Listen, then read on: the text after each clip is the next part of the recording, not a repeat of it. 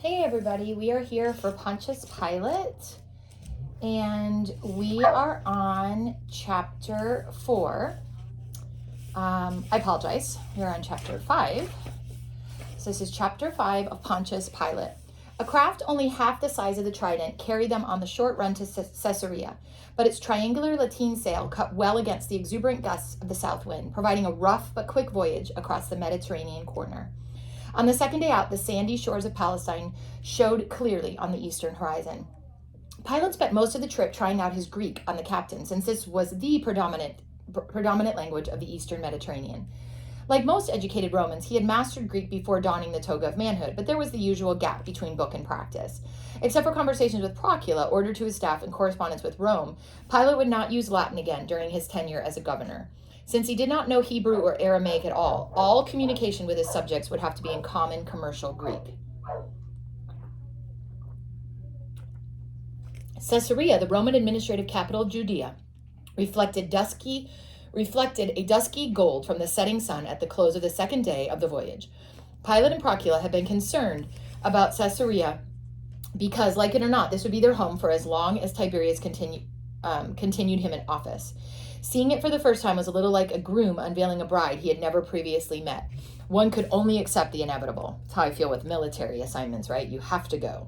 As the ship neared the labor, they were pleasantly startled by the size of the city. This was certainly not the smallest of Rome's provincial capitals, and would, they hope, offer a certain cosmopolitan way of life that might remind them of Rome. Nature had molded the west coast of Palestine into a very rectilinear shoreline, and there was hardly an indentation in the vast extended beach to use in building a harbor. Undaunted, Herod the Great had created one artificially at Caesarea. By driving huge stone pilings into the sea bottom in a semicircular arc in front of the city, he fashioned a great mole, which was 200 feet wide and absolutely impervious to the Mediterranean storms. Jutting up from this jetty were towers in which mariners lived while their ships were in port. The great harbor, the captain assured Pilate, compared favorably with the port of Athens itself. A sharp starboard tack carried the ship through the harbor narrows in between 6 great stone colossi, rising from the ends of the interrupted jetty. A forest of masts and hulls seemed to grow out of the placid turquoise waters of the harbor, which were crisscrossed by a labyrinth of quays. Pilate had heard earlier the comparison between the ports of Caesarea and Athens, but had always written it off as exaggeration. Now he was less inclined to do so.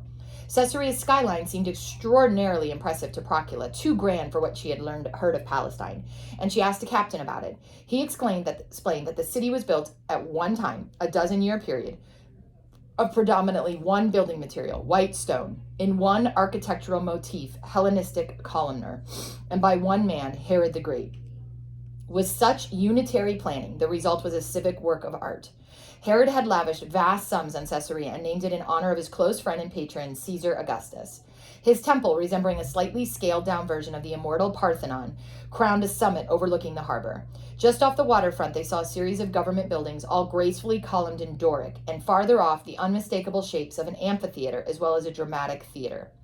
When their ship docked, an honor guard blew a trumpet fanfare and then escorted Pilate's party from the central receiving wharf to the palace of Herod. Procula thought it a bad omen. Unquestionably, the retiring governor, Valerius Gratus, should have been at dockside to welcome his successor officially, a matter of common state courtesy. Certainly there were enough curious Syrians and Jews lining the harbor to witness the arrival of their new government, even though it was getting dark and flickering torches started to appear. Pilate agreed that it was a breach of courtesy and wondered what excuses Gratus would manufacture. "I have it," Procula, he murmured. "Gratus is probably angry that I took so long in arriving. He's been writing for release ever since the New Year, I understand." "Maybe that's it," she agreed. "Yet it's still no reason for such a snub."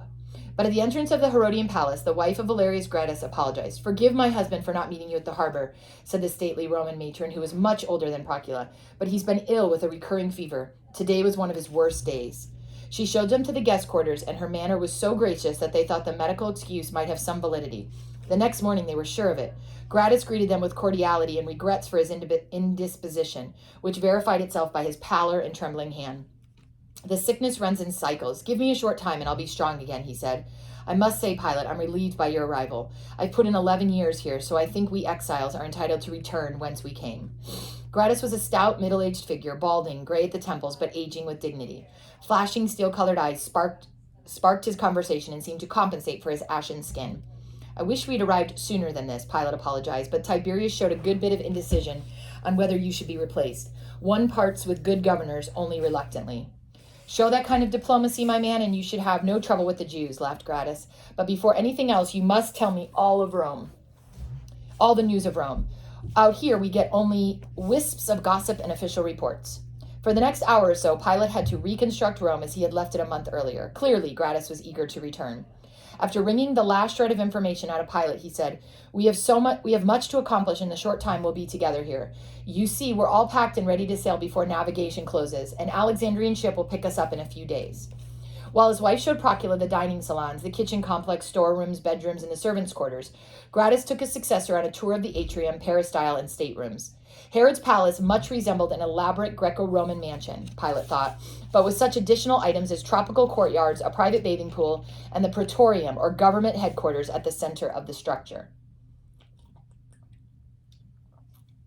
Then, too, a military barracks adjoined the palace to ensure its safety. This would be Pilate's official residence throughout his tenure as prefect of Judea, and his cultivated taste found Herod's beautifully ornamented palace an aesthetic delight. He thought it looked nice. The tour of Caesarea was equally impressive. Like Alexandria, the city was laid out with streets crossing each other at right angles and major arteries converging on a busy forum-like public square. Less than 40 years old, Caesarea lay almost painfully white in the brilliant Levantine sun, securely ensconced in a semicircular city wall.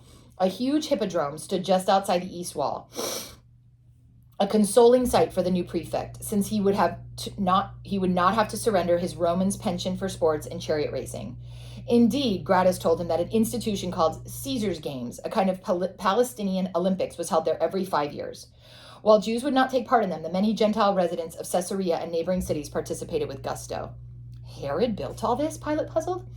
His name doesn't enjoy that kind of reputation in Rome. We remember him only as the man who was continually writing Augustus for permission to kill his own sons on suspicion of treason. Wasn't it the princeps himself who finally said, I'd rather be Herod's pig than his son? Pork, at least, isn't slaughtered for consumption among the Jews. Yes, replied Gratus, but that was when Herod was old and a little deranged.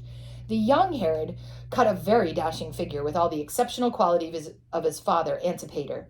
By the bloody club of Hercules, that house surely knew when to switch allegiances. They shifted from Pompey to Caesar. After the Ides, they switched from Caesar to Cassius, and then from Cassius to Anthony, and then finally they exchanged Anthony for Augustus. Each time, the proper substitution, so correct, so well-timed, it nearly brings tears to the eyes.